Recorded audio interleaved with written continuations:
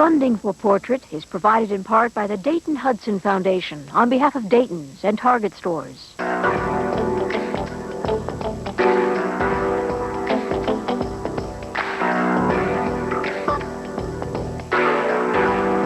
One of the Twin Cities' most respected playwrights, she has adapted Great Expectations, A Christmas Carol, and Frankenstein for the Guthrie Theater. A competing passion is gardening, which she describes as a family obsession. Our guest is Barbara Field. So Barbara Field, tell me when you started writing. Oh, I guess, and continued to do only that through college. And Just dialogue? Abstract dialogue? no, just plays as opposed to, no, there were a couple of short stories. Forgettable. And what drew you to that then? Well, I had been to it, I guess, in a way, by my mother, who took me to a lot of theater when I was young, very young child, and who sent me off to a summer stock company in Connecticut when I was 16, I think with the dream of getting walk-ons, which would then become mysteriously starring roles. And what I did was I scrubbed out the loos, and I got the coffee, and I took tickets, and I significantly sat and watched rehearsals of plays, a couple of good plays, and mostly not very good plays, but began to figure out what theater was, what the difference between theater and everything else was. And what is that difference? Well, theater would be, I got up out of this chair, out of focus, and threw all of your cameramen into disarray, something dangerous that is unexpected that happens between an audience and a set of actors. And the rest of life? And the rest of life goes on. I guess it's also about what isn't written. The theater is really something about the space between you and me and what happens in that space transactionally. But you write for the theater. What Yeah, you do is write. create what's written. Yeah, but the words are, in a sense, the least important thing. It's interesting. I've been teaching lately, and one of the things that I tell my students is that playwrights, W-R-I-G-H-T, which means, builder, craftsman, something, are much more like plumbers than they are like fiction writers. We are about making something work. It's a very hands-on, collaborative, experimental process. Even Neil Simon is, an experimental process in how it works and what happens when the dialogue isn't just read out, what happens in that space. So you go to summer stock, you get inspired, and then you watch the plays, and then? And I go away to college and do what people in my generation did, which was get married. Who did you marry? Pardon? Who did you marry? I married a student who was a physicist. I'm now divorced. Two remarkable kids came out of that marriage. And in those days, you really didn't think too much about what else you were going to do. I did write a couple of plays, not very good ones, and went back to graduate school when the younger kid was, in kindergarten or something. And I kept taking playwriting courses. Here in Minnesota? Right here in Minnesota. And someone handed me an MA, and the next thing I knew, Michael Langham offered me a job as literary manager at the Guthrie. What do you mean? Wait, that's the next thing you knew. Well, let's hear some of the plot line. The plot line is very weird. I was a graduate student. Local theaters had been doing my plays, but that was it. And I was fully expecting to. I'd taken my PhD orals and writtens, and I was expecting to go off to Dayton's to sell stockings. Not even pantyhose, something really archaic like stockings, because I didn't think there was any career. And I got this call from the Guthrie, which had been the Crystal Palace for me. It had been just the most magic place. I'd never walked in the stage door of that theater. And I was told that Michael wanted to speak to me.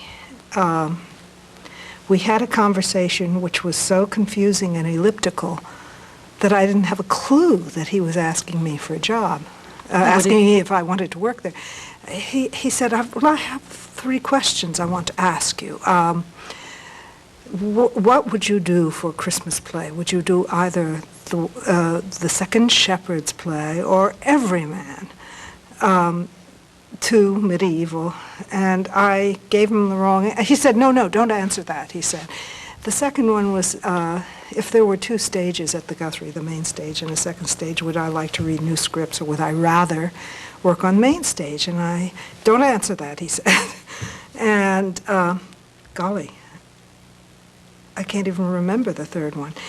But he said, I'm going to New York to cast. I'll be back in a week. Call me and make an appointment. And sort of something buzzed in my head. I really was at my wit's end. I didn't know what I was going to. I mean, I was thinking about Dayton's. I called him in a week, and he asked me the same questions, and I gave him answers. I said the Second Shepherd's Play, which was the wrong answer. They were planning to do Everyman. And I said, I think I would rather work on the main stage. Smartest decision of my life, as opposed to reading new scripts. And finally, I remember leaning over in the Walker restaurant and saying, are you, by any chance, offering me a job? And he said, well, what the bleep did you think I was doing? I went home. I ran a temperature for about a week. I was so stunned. And it was a very long apprenticeship. An apprenticeship in which I learned better how plays work. I learned about actors and their needs. And what did you do? I was the literary manager, which I guess the closest dramaturg, the closest equivalent for writers is an editor.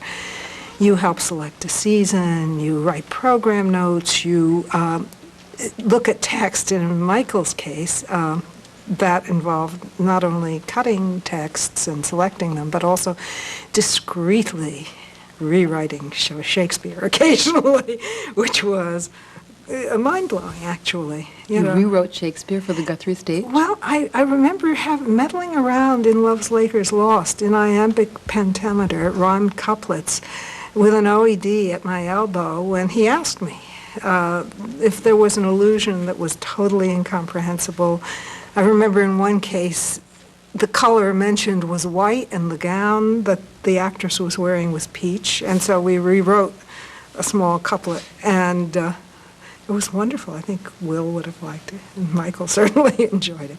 And then they let me start doing adaptations. Before we get to the adaptations, let's talk about your relationship with Michael Langham. Michael was wonderful for me. He was a true mentor. He has a reputation of being very cross and difficult occasionally, but he took me. I was a very passive, extremely insecure, newly divorced, single mother without much experience and without much going for me, and he gave me my career, I think. Really, he hired me, it later turned out, on the basis of a play that he had read about at the University of Minnesota and had later seen a little snippet of in somebody's audition. I guess because he thought she can rewrite Shakespeare. I don't know. Yeah, he was a true mentor, and I stayed on at the Guthrie after Michael. And in a sense, a whole different education began. I stayed on through the Epstein years, all 18 months of them, and through the first show of Leave Yous, and I really needed to leave because I wasn't doing my own stuff at that point. I was doing adaptations, but my own work was, there are only many hours in the day, and... Let's go back to the picture that you paint of yourself when Michael finds you. Newly divorced, insecure, single mother. Yeah, but that's about it. For a job. Yeah, I was a mouse. I was a sleeper. think I had been asleep for 20 years, or maybe even 30, and somehow gradually, it was a slow awakening. But what woke you?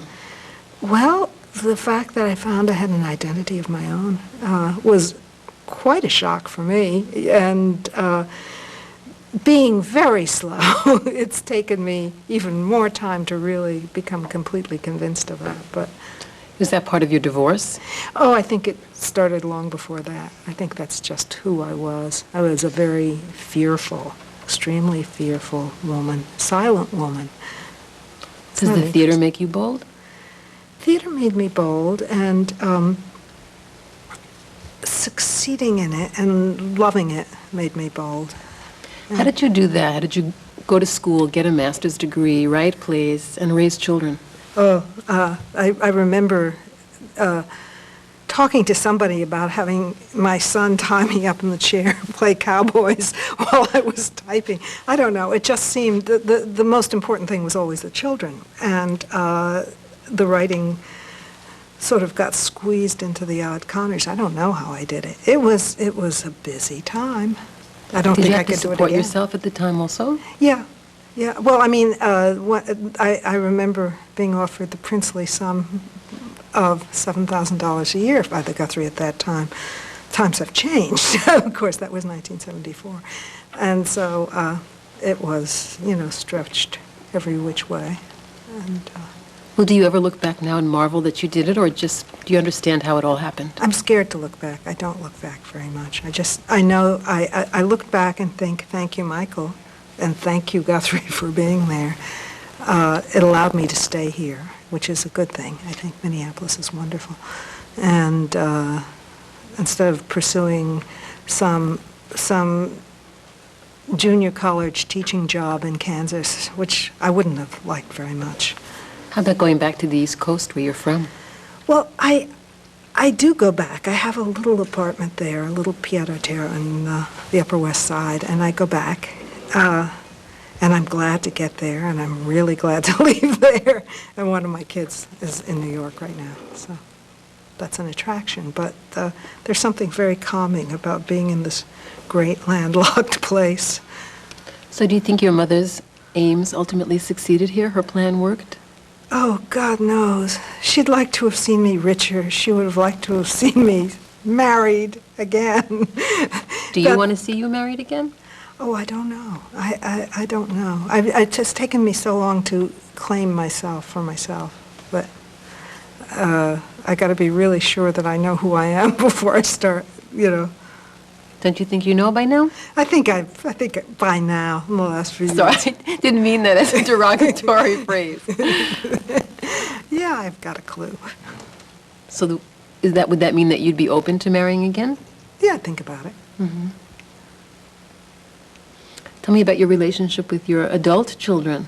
Oh, it's okay. We proceed cautiously. When they were little, I gave them names. I mean, very little. Mia, my daughter, who's the older, I called the golden-crested pink bunting, and it suited her. She is very gentle, very perceptive, radiant, and wonderful with people. Jimmy, I called the black-eyed night watcher, and that's him. He's a composer, musician, starving in New York. He's up all night. He's got a frightening twinkle in his eye, and I enjoy them both. I'm glad that I'm more distant from them now. I mean, I used to be sort of obsessive about them. Now they're still very important to me, but we've relaxed, all of us, about the relationships, and it's better. Do you think you did a good job as a parent? Oh, I think I made mistakes, but yeah.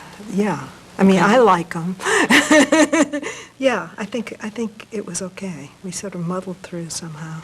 What kinds of mistakes? Oh, I think probably I tried to do too much for them. I tried to be too significant to them. I don't know much about that.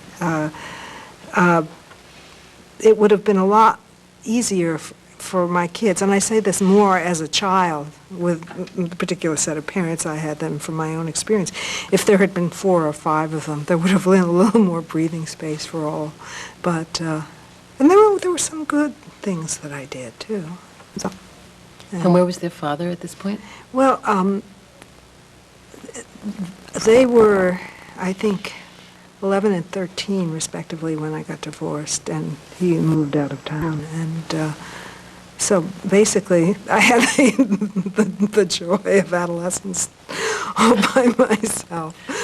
Why did you never write about that, or did you? Well, I did write one play.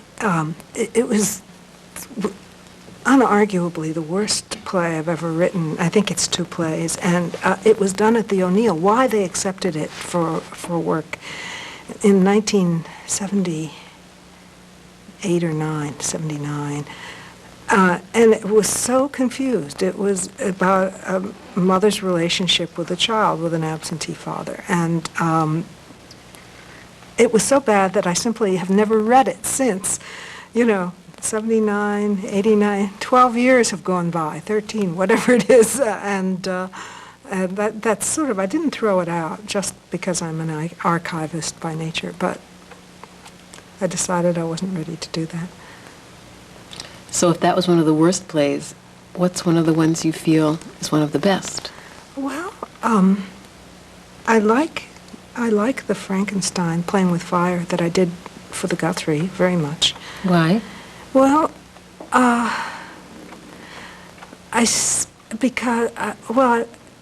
why? Because I was allowed to encouraged to do basically my own perspective. Garland called it a response to Mary Shelley's novel. I tried doing a conventional adaptation, and I wasn't happy doing it. And I said, I don't like this. And he said, throw it out and do a response. And I did write a play about the scene which never took place in the book, about the closure scene between these 2 people, human beings, I guess they are. And it's about responsibility and love. And I got very interested in Mary Shelley and the fact that an 18-year-old girl would have a dream when they talk about writing the ghost stories in that famous castle in Switzerland. Mary goes to bed and she has this dream about creating a creature. But how interesting it is that she had just had a couple of stillborns. She herself had been responsible by being born for her mother's death. And it's quite a convenience to be able to go into a laboratory and create life rather than doing it in the usual bloody way as far as she was concerned. That kind of got me. And I like that. I have a new play, which I'm very fond of. I hope it works. I don't know yet. It hasn't opened yet. What's that about? It's called Boundary Waters, and it's about, this sounds like a joke. Get my cigar. 5 physicists and a cultural anthropologist go on a camping trip. It's about ecstasy is what it's about.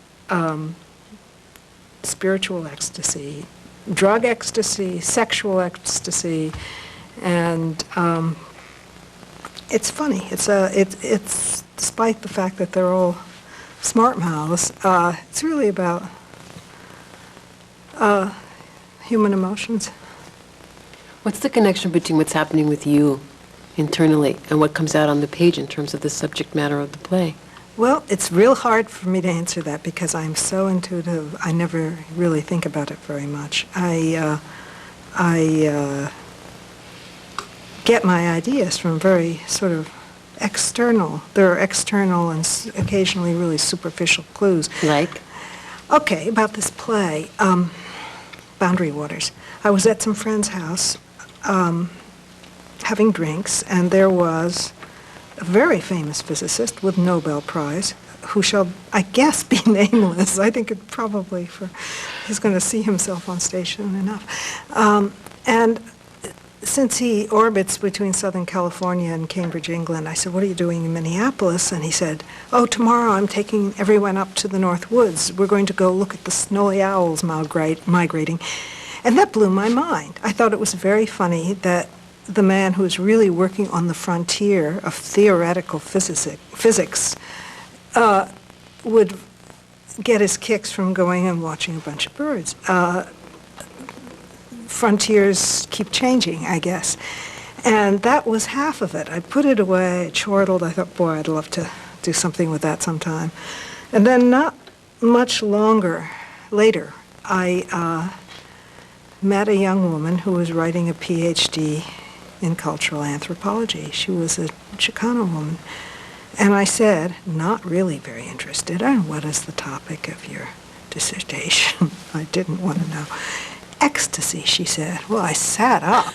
I got so excited. And what she meant was ritual ecstasy in some of the Indian cultures. And I thought, oh, wow. And then about a year later, I thought, oh, they're all in the same place together. And that's what I mean by an external set of clues as to what you're going to write. What part of me gets into it is much more mysterious to me, and usually I feel much better not thinking about it because then it might not happen. But there's probably a great deal of me in every one of those characters. Tell me about your relationship to being Jewish. How do you look upon it? How do you feel it? It's interesting. That's complicated. I was raised in a very unreligious household, totally non-religious. We all certainly knew we were Jewish. If there was a religion, it was politics. You know, those good old socialists. Which socialists? Yeah, well, I don't know. Who was a socialist in your family? Well, my mother's family came over in the 1870s or something and settled on a commune, of all things, in southern New Jersey. And where were they from? They were from, I suppose, Russia, and big family. And my mother's father was also very active politically, and my mother was born in North Carolina, and how that relates to being Jewish, I think there's something about as a child who is born in North Carolina who does begin to develop a little paranoia about religion. And I think my mother had that. She was never very observant, and we've never talked a lot about it. She makes chicken soup, you know, but beyond that. As for me, paranoia is food and drink for the artist, for the worker, or whatever you want to call me, whatever I want to call me. And certainly I find it very strange now, being in Minnesota and being Jewish. How so? I always feel that there is a difference marked. I noticed it more the years I lived in England or elsewhere, but in the middle west of this country, it is some kind of distinction, a small brand on your forehead or something.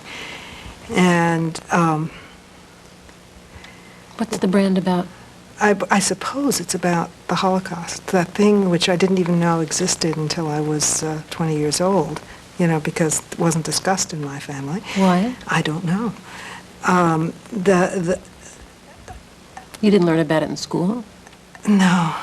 I think I'm too old to have learned about it in school. I think that it was just unfolding when I was in school. I think I carry the seeds of that around inside of me in a way which may be constructive for my writing, but is very scary. I mean, I think that as a Jew, there's some, back in the base of my skull somewhere, there's this little piece of machinery which always assesses everybody I ever meet as, would he hide me? Would he not hide me? You know, there's this whole scenario that plays out, and I think most of the time I don't even know it's playing, but... And what's the answer to the question most of the time? Would they hide you? Well, I know some who I think would and some who I think wouldn't.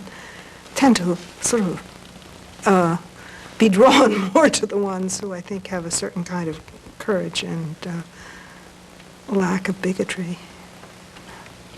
So I understand that you're a great gardener, Barbara. Oh, yeah. Is it true? It's true. It's true. I really do. It's a family thing.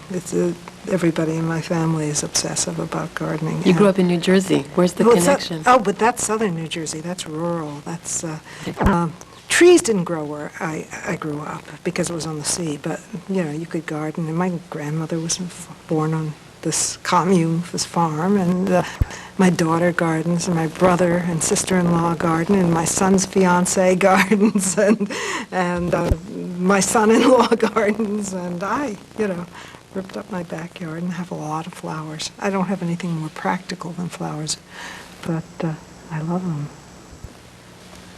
Barbara Field, thanks for being with us on Portrait. Thanks, Beth.